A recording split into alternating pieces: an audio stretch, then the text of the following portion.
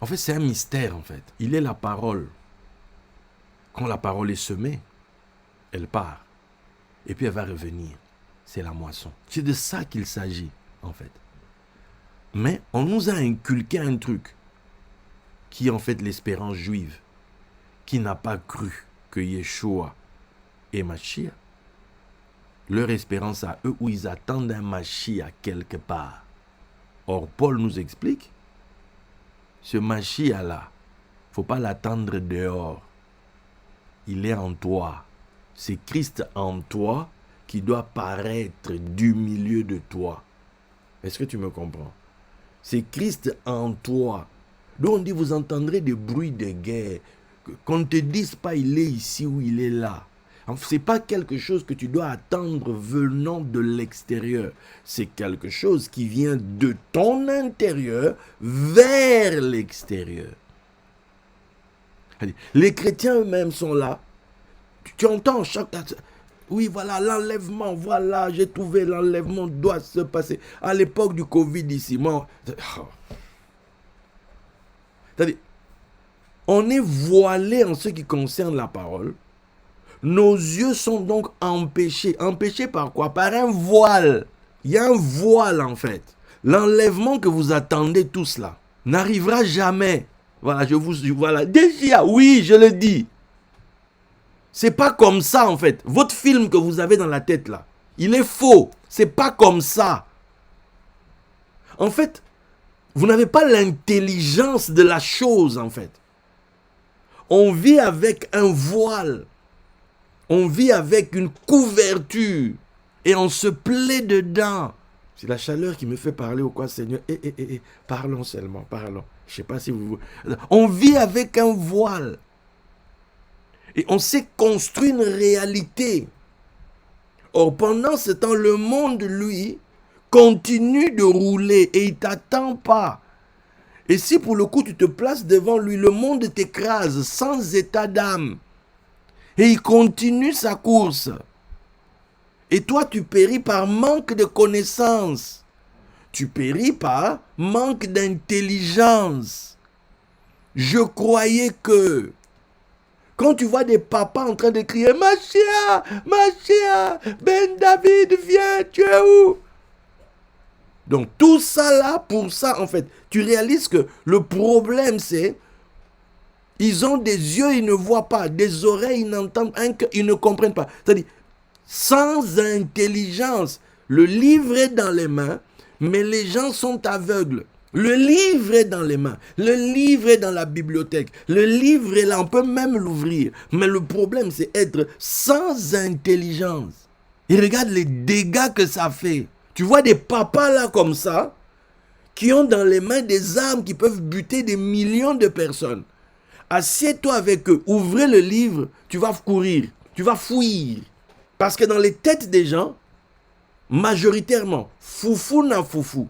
Le problème du foufou na foufou ici, c'est que, pas toi quand même, tu te rends compte le nuque éthiopien, ministre des Finances, c'est-à-dire c'est une haute autorité. Tu la vois aujourd'hui dire votre excellence. C'est de loin, tu ne peux pas lui parler comme ça. Et votre excellence là dit quoi? Comment comprendrais-je si on ne m'explique pas? Mais non, le problème, c'est le gars qui explique. Est-ce que lui-même a l'intelligence de la chose?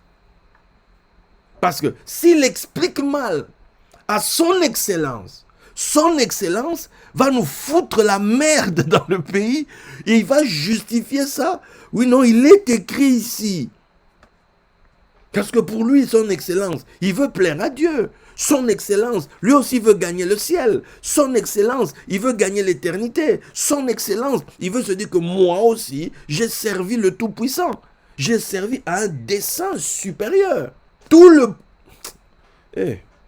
le message, Seigneur. Seigneur, c'est pas le message, oh Dieu. Est-ce que quelqu'un est en train de comprendre? Tout ce que vous voyez dans les infos là, la source c'est quoi? Es-tu homme avec intelligence ou sans intelligence? Sinon, le livre, il est là. Sinon, la sagesse divine, la sagesse des anciens, la sagesse, tout ce que tu veux, c'est là. Le problème, c'est, as-tu l'intelligence de ça? As-tu l'intelligence de ce truc? Si tu n'as pas l'intelligence de ce truc, pardon, tais-toi. Pardon, cherche ceux qui ont. Tu vois, quand on lit l'écriture, on nous dit que des sages, des mages sont venus d'Orient. Et la tradition va nous dire qu'en fait, ils sont venus d'Iran. L'Orient, là, c'est Iran.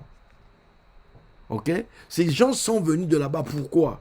Pourquoi des gens sont venus avec de l'or, avec de la myrrhe? On en a déjà parlé, c'est l'or, la myrrhe et l'encens. Mais je veux juste dire, on a vu son étoile s'élever. En fait, des gens vont se déplacer parce que l'intelligence s'est signalée quelque part. L'intelligence s'est signalée someplace, à un endroit donné. Il y a quelqu'un qui a l'intelligence du texte. Pharaon dit, où trouverons-nous un homme qui a en lui, à qui Dieu a donné la sagesse et l'intelligence. C'est ça qui fait la différence pour Joseph. Il n'est pas juste là à blablater. Genre, il a enregistré la sagesse, il a enregistré la sagesse. Non, il a aussi l'intelligence. Ok, il y a la prophétie, ok, il y a la vision, ok. Maintenant, voici ce que nous devons faire. Tu as vu, le monde va dans cette direction. L'horaire, le timing, c'est comme ça. Là, on est en train de descendre par rapport à l'ère des poissons. Mais l'ère du Verseau est en train d'arriver, est en train de s'annoncer derrière le voile. L'ère du Verseau est en train d'arriver tranquillou. Chaque jour qui passe nous rapproche du caractère officiel de l'ère du Verseau. Comme on dit, chaque jour qui passait, la maison de Saoul s'affaiblissait et la maison de David devenait plus forte. C'est de ça dont il s'agit. Maintenant, il faut se poser la question. C'est bien tout ça, mais maintenant, on fait quoi? C'est de ça dont il s'agit. Maintenant, on fait quoi? L'intelligence de la chose. Mes amis, l'intelligence de la chose. L'intelligence de la chose. Laissez-moi vous dire quelque chose à ce sujet d'ailleurs, avant qu'on revienne à notre truc lié à la gloire. Quand vous lisez dans votre Bible, vous allez voir, dans Hébreu, on dit que ces hommes recherchaient une cité dont Dieu lui-même est l'architecte. Dieu t'appelle, Dieu te promet la gloire, dont on va parler là tout à l'heure. Donc la finalité de l'histoire, c'est on va te doter de la gloire, on va te doter de la richesse et de la gloire. Pourquoi? Parce que on a découvert en toi something, on a vu en toi quoi? L'intelligence de Dieu. Pharaon dote Joseph de tous ces éléments, tu vois. On dit, je t'établis sur ma maison, et sur Genèse 41, à partir du verset 40, et tout mon peuple obéira à tes ordres. Wow, le gars était en prison avec quelques minutes, tu vois. Le trône seul me lèvera au-dessus de toi. Pharaon dit, vois, je te donne le commandement de tout le pays d'Égypte. Pharaon ôta son anneau de la main et le mit à la main de Joseph. Il le revêtit d'habits de fin lin et lui mit un collier d'or au cou. Il le fit monter sur le char qui suivait le sien, et l'on criait devant lui à genoux. C'est ainsi que Pharaon lui donna le commandement de tout le pays d'Égypte. Il dit encore à Joseph, je suis Pharaon et sans toi, personne ne lèvera la main ni le pied dans tout le pays d'Égypte. Pharaon appela Joseph du nom de Saphna-Panéa et lui donna pour femme Asnath, fille de Potiphéra, prêtre d'On. Et Joseph partit pour visiter le pays d'Égypte. Waouh! Le gars était en prison. Quand on lit l'histoire, tu vois, c'est beau. Tu imagines le film, tu regardes le happy end, tu regardes ce moment où la saison se termine, c'est-à-dire que, waouh! Toute la saison, c'était Joseph dans le trou. À partir de Joseph, trahi par ses frères. Joseph dans le puits. Imagine, l'épisode se termine. Joseph est dans un puits. Son papa. Joseph, maman, regarde ce qu'ils m'ont fait, maman, là où tu es, maman, depuis que tu es morte, maman. Regarde ce que mes frères me font. Maintenant, là, on arrive au moment de la saison, mais j'imagine dans les chaumières, ça pleure. Joseph. C'est comme quand Jon Snow est mort. Jon Snow est mort. Ah non.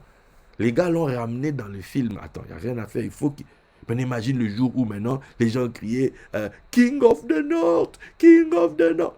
Jon Snow, le roi. Hein? Tu te rends compte? Mais tout ça là, c'est pourquoi Joseph? Hein? Pourquoi Joseph? Notre film à nous, c'est ici, là, dans la Bible. Pourquoi Joseph, on lui donne tout ça? Verset 37. Non, 30. Oui, ces paroles plurent à Pharaon et à tous ses serviteurs. Et Pharaon dit à ses serviteurs, trouverions-nous un homme comme celui-ci, ayant en lui l'Esprit de Dieu? Et Pharaon dit à Joseph, puisque Elohim t'a fait connaître toutes ces choses, il n'y a personne qui soit aussi intelligent et aussi sage que toi. Voici tout ce qui est arrivé derrière là. C'est anecdotique. Tu comprends? Parce qu'on a constaté que personne n'est aussi intelligent et sage que toi. Donc, tous les honneurs, c'est normal. C'est normal. Mais nous, aujourd'hui, maintenant, tu peux imaginer les gens qui étaient à côté de Pharaon. Ah, Pharaon, moi, tout ce que je faisais, c'était pour que tu puisses me regarder, pour que tu puisses me donner une position, moi aussi. Mais le gars là était en prison. Mais le gars là. Eh, tu es aussi intelligent que lui. Tu es aussi sage que lui. Alors boucle-la un peu. Hein? Sinon, tu le remplaces en prison. Attends. Joseph a fait 2 ans de plus. Un gars aussi sage et intelligent a fait 2 ans de plus en prison. Parce que les chansons voulaient préserver sa position. Il s'est dit, si je dis, déjà ma position, on va rappeler au pharaon que j'étais en prison. Non, je risque de perdre ma position. Non, le gars là n'a qu'à se galérer là où il galère. Pendant 2 ans, l'Égypte s'est privée. Donc, il a privé l'Égypte. Il a privé le monde de la sagesse et de l'intelligence de Joseph. Pour ses intérêts à lui. Combien de gens sont à côté des gens qui ont des moyens, sont à côté des excellences, mais ils ne vont jamais parler de quelqu'un d'autre dont il sait, il est plus sage que moi, il est plus intelligent que moi. Il sait, lui, là, normalement, cette chose-ci, c'est lui qui devrait faire ça. Il le sait. Là où tu es assis, peut-être que tu m'écoutes quelque part. Toi-même, tu sais que quelqu'un d'autre sait mieux que toi pour faire la chose là. Mais comme tu te dis, si lui vient ici, moi, je perds mon taf, je parle jamais de lui. Donc, nous, on doit se rassasier de ton ignorance. Le pays doit souffrir à cause de... Parce que tu occupes l'espace inutilement, alors qu'il y a un gars quelque part, oulala, qu'en plus, que tu connais, qui fait partie de tes potes, qui fait partie de tes connaissances. Mais tu préfères que ce gars reste en tôle, reste en prison. Purée, 2 ans! Tu as bouffé l'argent de l'État pendant 2 ans. Bon, le temps d'avant là, où tu ne le connaissais pas. Ok. Le temps d'ignorance, on ne compte pas. Mais tu as connu le gars. En fait, peut-être que tu es allé dans cette prison, c'était pour sauver le pays. Bon, tu pourras dire, mais oui, mais finalement, il a fallu que Pharaon fasse un songe, quoi. Il a fallu que Pharaon fasse un songe pour que finalement tu te dises, tu t'es dit peut-être que là c'est une opportunité encore pour moi pour gratter quelque chose, donc je vais sortir le gars, tada, Pharaon, je te sauve, je connais quelqu'un. Mais depuis tout ce temps, t'étais où? Depuis tout ce temps, t'étais où? C'est-à-dire que le pays pendant 2 ans s'est privé des services. C'est privé de l'intelligence de quelqu'un. Parce qu'il y en a un qui a préféré ses intérêts à ceux de la nation. Et aujourd'hui, c'est ce qui se passe. Il y a des hommes intelligents qui sont en train de galérer dans des coins de la terre. Il y a des gars intelligents qui sont en train de courir après des bus, ils tombent dans des trous parce que leur chaussure s'est abîmée ou bien. C'est-à-dire qu'il y a des gens qui sont proches peut-être qu'on le chasse de la maison, ils sont en train de discuter avec le bailleur, avec le propriétaire, c'est-à-dire qu'ils supplient. Il y a des gens qui sont en train de faire des acrobaties pour joindre les deux bouts du mois, etc. Mais ils sont bourrés d'intelligence. Des fois, ils se disent, cette intelligence est une malédiction ou quoi. Pourquoi c'est tombé sur lui s'il doit continuer de galérer comme ça? Purée, il y a un gars qui est assis quelque part, qui est au courant que toi, tel que tu es là, tu es bourré d'une intelligence, mais laisse tomber. Lui-même, parmi ces gars, il parle de toi, il dit, mais le gars là, c'est un cerveau. Et il sait que c'est toi qui peux changer les choses, mais il ne te fait pas venir. Il te fait pas venir. Mais il est au courant. Là où il est au courant. Là où il est au courant. Vous savez, Saül a des problèmes, des esprits mauvais viennent le déranger. Et puis, un gars qui dit, il faut trouver une solution. Et puis, un gars qui débarque, qui dit, il y a un gars là qui chante, il y a un gars là qui joue, mais le gars... Et puis, il te détaille, il te parle de David. Il t'explique comment le gars est. Mais tu te dis, mais, en fait, tu connais ce gars? Mais oui, attends. Mais le gars, mais il était... Mais pourquoi tu n'en as jamais parlé avant? Pourquoi il fallait qu'on attende d'arriver dans une telle extrémité pour que tu nous dises qu'il y a un gars ici? C'est un phénomène. Or, on sait que Saül, dès qu'on on disait qu'il y a un gars ici qui est exceptionnel, Saül le prenait, le mettait dans l'armée. Mais toi, tu es au courant qu'il y a un gars comme ça. Tu n'as jamais fait mention de lui devant le roi. Pourquoi? Pourquoi tu... Regarde, les gens de Pharaon ont vu que Sarah était belle. Ce sont eux qui sont allés dire à Pharaon. Il y a une nana qui est entrée ici, elle est terrible. Toi, tu es à côté du chef, pourquoi en fait? C'est pour lui raconter quoi? Toi, tu es à côté du président, c'est pour lui dire quoi? Toi. Oui, toi, que tu m'écoutes là. Mais tu es déjà à côté de lui. Tu es déjà à côté du chef. Tu n'es pas sûr de ta position. Tu es en insécurité. Tu sais pourquoi tu es à côté du chef? Jérusalem a plusieurs portes. L'accès au roi, il y a plusieurs accès.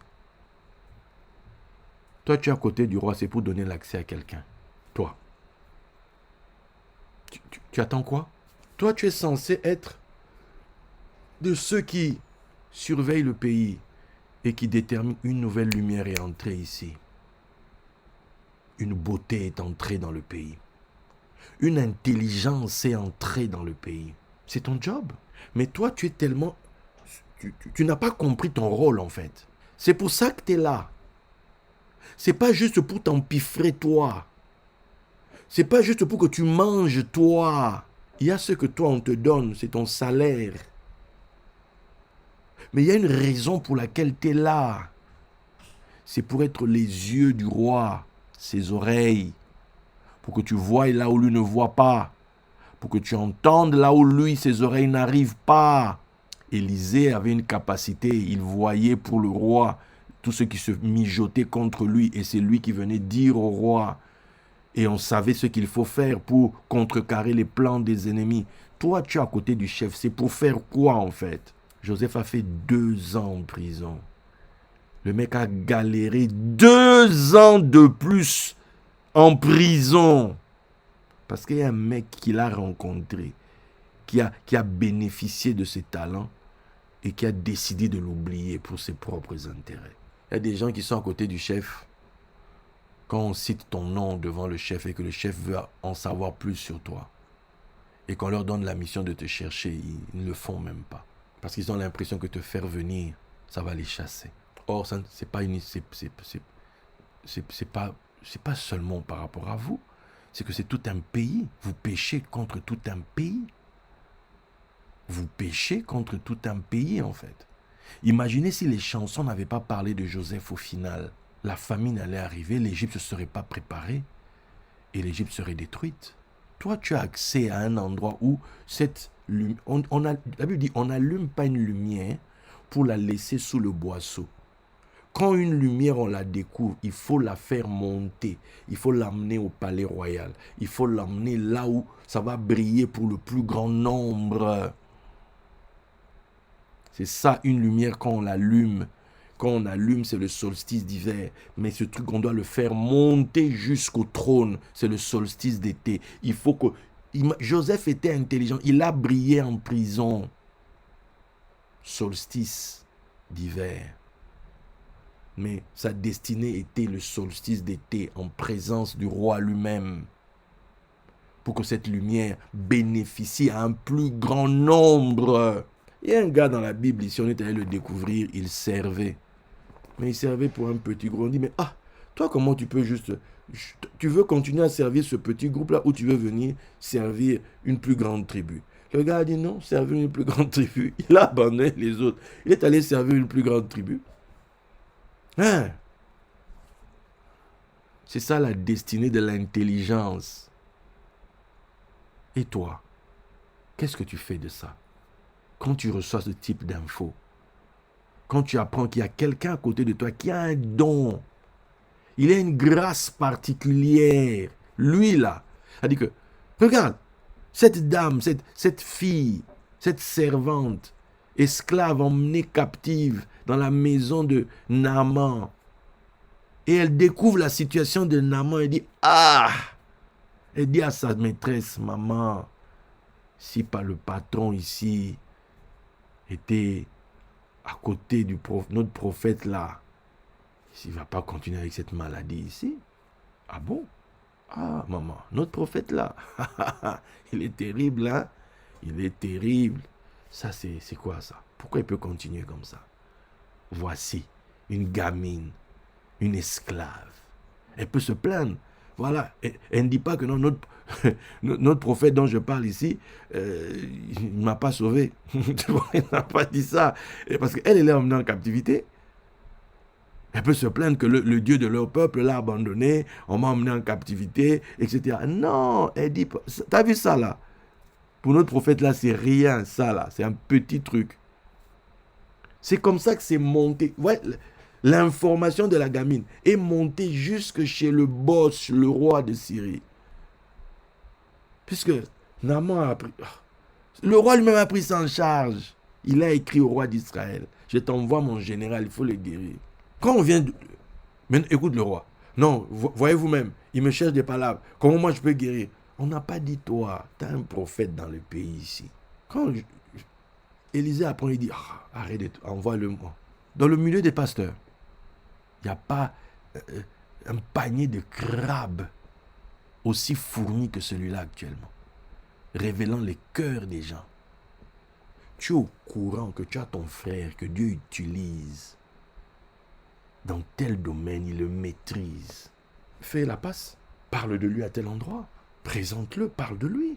Moi je me souviens encore une fois, et ça, je le salue là où il est, le prophète Elikiti. Ça c'est des choses qui m'ont marqué. Il devait prêcher dans une église en Suisse. Mais il a eu un empêchement de dernière minute. Les gars ne pouvaient plus annuler le programme, etc. Et puis il leur dit, attendez, je connais quelqu'un. Ça va vous faire vraiment du bien. Il m'a appelé. Je me suis retrouvé à aller prêcher dans une communauté que des gens que je ne connaissais pas. Combien font ça? Combien font ça? Quand je suis rentré, ce qu'on m'avait donné, je lui ai envoyé la dîme. Oui. On vit avec des choses, on n'en a pas l'intelligence. On ne sait pas comment on doit vivre. En fait, toute cette connaissance, c'est pourquoi. Toi, tu es son excellence. Tu es un homme de la cité, un politique, voilà, un décideur. Tu vas à l'église. Tout ce que tu entends là, quelle intelligence ça te donne? Toi, tu fais la marche. Tu fais la traversée du désert pour que la gloire, à un moment donné, se manifeste. Ok. Quel est le projet? On parle de cité de Dieu, là, dont Dieu est l'architecte. La cité. Le mot politique, il y a police, la cité. Puisque quand tu vas entrer dans la gloire, là, tu vas devenir un seigneur établi par Dieu lui-même. Comme ce monsieur-là qui a touché 250 patates. Imagine. Tu es enrichi soudainement par Dieu. Tu es élevé. À cause de ton intelligence, là, Dieu t'élève. Quel type de société tu vas nous pondre? Tu vas nous faire une société à la Savonarola, là, de Florence, qui a bloqué toute une ville pendant 3 ans, où on brûlait les tableaux des peintres, c'est-à-dire les bûchers de vanité, là. C'est-à-dire où tout le monde devait devenir soudainement moine. Demande à des chrétiens. Quand vous dites le réveil, Seigneur, on va les réveils dans la ville, les réveils. Si tu suis bien, quand ils parlent comme ça, ils sont en train d'imaginer que dans tout le pays, on est en mode, on se réveille tous les matins parce que quelqu'un nous appelle, il faut qu'on prie. Tout le monde se réveille à telle heure, on doit prier. À telle heure, on arrête tout, on doit prier. À telle heure, on doit prier. À telle heure, on doit prier. C'est-à-dire que on ne joue même plus au foot. On ne joue plus au volley. C'est-à-dire qu'on ne peint plus des tableaux. On ne fait plus, c'est-à-dire qu'on est là, on est en prière. Tout le monde est en prière. On est tous en prière. Oh, bien-aimé, tu fais quoi? Nous sommes en train de prier, bien-aimé. Nous sommes en train de jeûner. Nous sommes en train de prier. Demande-le. C'est-à-dire, quand quelqu'un te dit, les réveils.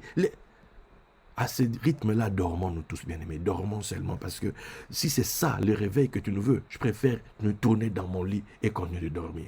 Parce que ça, là, c'est déjà un projet que mettent en place d'autres personnes. C'est les musulmans. Là où la charia est mise en place, il y a un muezzin qui réveille tout le monde le matin pour prier. C'est-à-dire que... Attends. Déjà, les musulmans font ça. Oui, ils font déjà ça. C'est ça que vous appelez réveil. C'est ça le réveil. On ne sait pas ce qu'on est en train de faire en réalité. C'est-à-dire que tous nos enfants, tous deviennent des pasteurs, des évangélistes, tout le monde prophète. On est tous là des prophètes. Regarde juste au Congo. Regarde le Congo, les mouvements des entre guillemets réveil. Congo, Côte d'Ivoire, etc. Le nombre de pourcentages où il y a toi, pasteur, tout le monde. Et 2 jours après, il est déjà daddy. Il est vraiment, c'est-à-dire que waouh, il est major, je ne sais pas combien. Il est le prophète de la nation. Tout le monde. Après, tu as le bishop, il est archevêque, il est ceci, il est... Waouh, magnifique les gars. Tout ça, c'est quoi? C'est le réveil. Seigneur, envoie le réveil. Ah ouais? C'est ça votre histoire. À une époque, il ne fallait pas étudier. Nous tous, là, on a appris ça. Nous tous, à un moment donné, tu te dis que aller à l'université, c'est un péché. Tu vas aller faire quoi là-bas? Bien-aimé, tu veux faire la politique? Ah non, frère, Jésus revient. Faut pas perdre ton temps là-bas. Jésus revient, frère. Continuons à prier. Le Seigneur revient. Je peux te gifler là où tu es. Je te gifle par esprit. Attends, c'est quoi ça? C'est ça le réveil? C'est ça. Ça, c'est une idiotie généralisée. Où on mesure, c'est-à-dire que notre sacerdoce à la qualité de la robe qu'on a portée. C'est quoi cette histoire? Mais l'intelligence de l'affaire, absent. Donc on va t'élever, c'est pour faire quoi en fait? Papa, assieds-toi 2 minutes, explique-nous. Tu veux... Bon, toi on te donne les sous. Nous, qu'est-ce qu'on devient dans ton histoire? On devient quoi dans ta main? Oh, tu vas régner. Oui, c'est sur nous en fait. Regarde, les autres ont dit, qui va régner sur nous? Lui? Non. Ils ont voulu buter Joseph, pourquoi? Ils ne voulaient pas que Joseph règne sur eux. Ils ne voulaient pas. Joseph qui passait son temps à les accuser auprès de leur papa. Qui les surveillait. Et que, oui, d'ailleurs, ils ont fait ça aujourd'hui. D'ailleurs, ils ont fait ça. Non, lui ici, c'est pour régner sur nous comme ça. Non, on ne veut pas. C'est quoi ton projet, en fait? Allez lire l'histoire, ce qui est arrivé à Florence. Au bout de 3 ans, les gens ont pété les plombs. Il fallait plus de fêtes, plus de ceci. On n'est pas au ciel, on est sur la terre, là.